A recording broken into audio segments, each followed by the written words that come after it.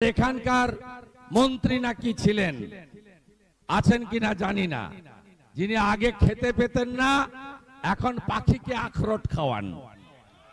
সেই মন্ত্রী, প্রাক্তন মন্ত্রী, এমএলএ, এরা কোন সুবিধা করতে পারবে না। এরা মাত্র 45টাতে লড়ছে, লাগবে 272। শুনলে আরো খুশি হবেন। সুরাট থেকে বিজেপি প্রার্থী বিনা প্রতিদ্বন্দ্বিতায় জিতে খাতা খুলেছে। আজকে আরো ভালো খবর শুনুন। কৈলাস বিজয়বর্গীর নেতৃত্বে ইন্দোরে কংগ্রেসের প্রার্থী নমিনেশন তুলে নিয়ে আরো একটা সিট মোদিজি জিতে গেছে। দুটো আসনে অলরেডি বিজেপি জিতে গেছেন, বিজেপির খাতা খুলে গেছে। আর এরা 5টা আসন পাবে কিনা তার ঠিক নেই। মুখ্যমন্ত্রী আর তার ভাইপো হেলিকপ্টার চড়ে ঘুরে বেড়াচ্ছেন, তাদের সভা সমিতিতে লোক হচ্ছে না। আমরা তো একটা ছোট্ট পথসভাকে জনসভা করে দিয়েছি। তাকিয়ে দেখুন, ডায়ে বায়ে সব জায়গায় লোক। পরশুদিন সন্ধ্যাবেলা জেলায় বলেছিলাম আমি কলকাতা যাওয়ার পথে একবার ধনেখালি ঘুরে আসব। ভয়টা তো কাটাতে হবে। ধমকাচ্ছে চমকাচ্ছে যারা, তারা কেমন আছে তো একটু বলে যেতে হবে। বলে যেতে হবে চিরদিন কাহার সমান নাহি যায়। বলে যেতে হবে পটলকে পতাকা ঝুড়িয়েছে, চুরির টাকার পতাকা। আমি আসবো বলে সকালবেলা পটলাকে বলে যাই, মাননীয় পটলা, তোমার থেকে বড় গুন্ডা ছিল কেষ্ট মন্ডল, সে এখন তিহার জেলে। তোমার থেকে বড় গুন্ডা ছিল শেখ শাহজাহান, সে এখন তোমার দেখা নাই রে, তোমার দেখা নাই। পটলা আর তার যে আছেন দুজনকেই বলি ভদ্রভাবে থাকবেন, সবাই প্রচার করবে। আমার কথার উত্তর আপনি কালকে দিয়ে দেবেন, নো প্রবলেম। জনগণ সব দেখছে। দেশ রক্ষার নির্বাচন, কেউ চান না দেশটা ইউক্রেনের মতো হয়ে যাক। কারণ লকেট চট্টোপাধ্যায়কে যেমন দ্বিতীয়বার এমপি করার ভোট, তেমনি তৃতীয়বার নরেন্দ্র মোদীকে প্রধানমন্ত্রী করার ভোট। আমরা যে রাত্রে নিশ্চিন্তে ঘুমাতে যাই, দেশের সীমান্ত সুরক্ষিত আছে বলে, ভারতবর্ষ ভালো আছে বলে, নিজ ধর্ম পালন, সংসার পালন, নিজের সমস্ত কাজকর্ম, ব্যবসা বাণিজ্য থেকে কলকারখানা সবটা আমরা করি। আমাদের দেশ সুরক্ষিত থাকে বলে, দেশের অর্থনীতি ঠিক থাকে বলে। পাকিস্তানে তো এখন বোম ফেলার দরকার হবে না, এমনিতেই বোম ফেটে গেছে ওখানে। আটার 1 কেজি আটার দাম 400 টাকা, 1 লিটার পেট্রোলের দাম 500 টাকা। আমাদের নরেন্দ্র মোদীজিকে প্রধানমন্ত্রী করুন, পাক অকুপাই কাশ্মীর এমনিতে ছেড়ে দিয়ে পালিয়ে যাবে।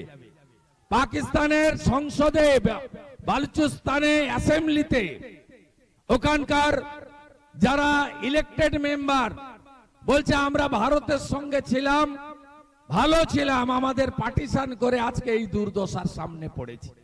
কারণ মোদীজি কোভিডের পরেও আমাদের দেশকে এগিয়ে নিয়ে গেছেন। 12তম অর্থনৈতিক স্থান থেকে 4র্থ অর্থনৈতিক স্থানে নিয়ে গেছেন।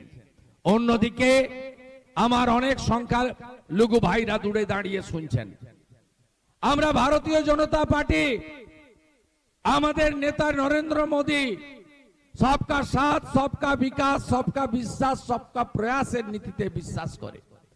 আমার সংখ্যালঘু চাচা, ভাই, দাদা, আমার যারা বোনেরা মায়েরা আছেন, আপনি বলুন তো, কোভিডের ইনজেকশন কেন্দ্র পাঠিয়েছিল, আগে হিন্দু পেয়েছে পরে মুসলমান পেয়েছে, এমন কোন উদাহরণ আছে? না, আমরা একসঙ্গে লাইনে দাঁড়িয়ে নিয়েছি। 7 কোটি মানুষ পশ্চিমবঙ্গে রেশন নিতে যায়। হিন্দুরা আগে রেশন পায়, মুসলমানরা পরে পায়। না শুধু হিন্দুরা পায়, জনজাতিরা, তফসিলিরা পায়, আপনারা পান না। নরেন্দ্র মোদী এ কাজ করেন না। তিনি রাষ্ট্রবাদ, ভারতীয়ত্বে বিশ্বাস করেন। তার 175টা স্কিম সকলে উপকৃত হয়। মমতা ব্যানার্জি মাঝখানে প্রাচীর তৈরি করেন। আপনারা বিশ্ব নবী দিবস পালন করেন, আমরা স্বাগত জানাই।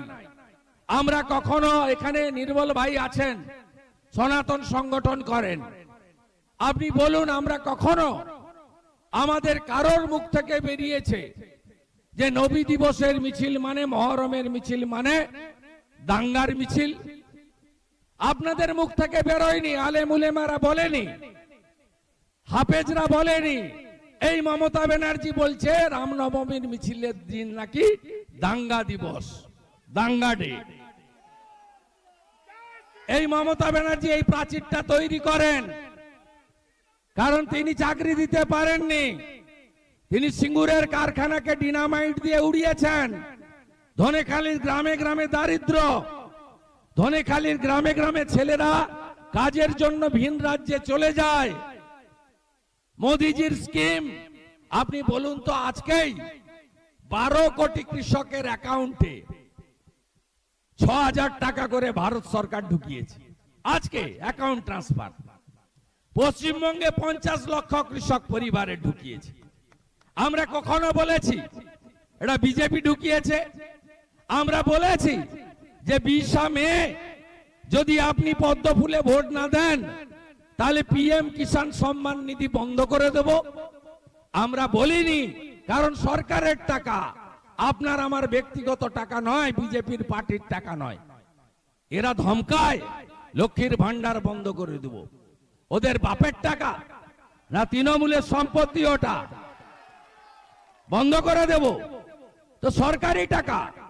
আজকে এই 50 লক্ষ কৃষক 6,000 টাকা অ্যাকাউন্টে তাদের এসেছে। 2000 3 দফায় ঢোকে বছরে, আজকে ঢুকেছে তাদের ইনস্টলমেন্টের টাকা। আমরা কখনো বলি না। আমরা যদি প্রশ্ন করি 14 কোটি শৌচালয় হয়েছে ভারতে, 80 লাখ হয়েছে পশ্চিমবঙ্গে, আপনারা গরিবরা পাননি কেন? ধনেখালি মানে জনজাতি থাকে, তফসিলি থাকে, মাইনরিটিরা থাকে। 12,000 টাকার শৌচালয় আপনি পাননি কেন? কে খেয়ে নিল আপনাদের এই শৌচালয়ের টাকাগুলো?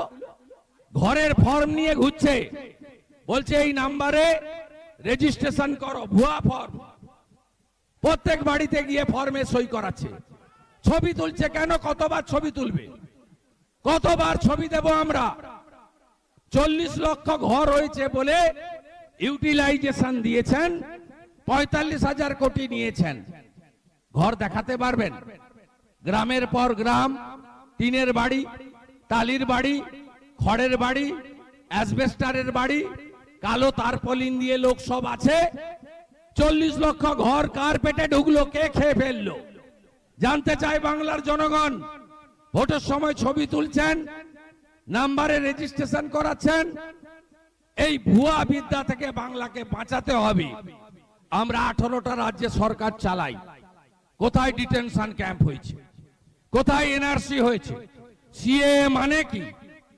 সিএএ মানে যারা ধর্মীয় উৎপীড়নের কারণে আফগানিস্তান, পাকিস্তান, বাংলাদেশ থেকে পালিয়ে এসেছেন এক কাপড়ে, তাদেরকে নাগরিকত্ব দেওয়া।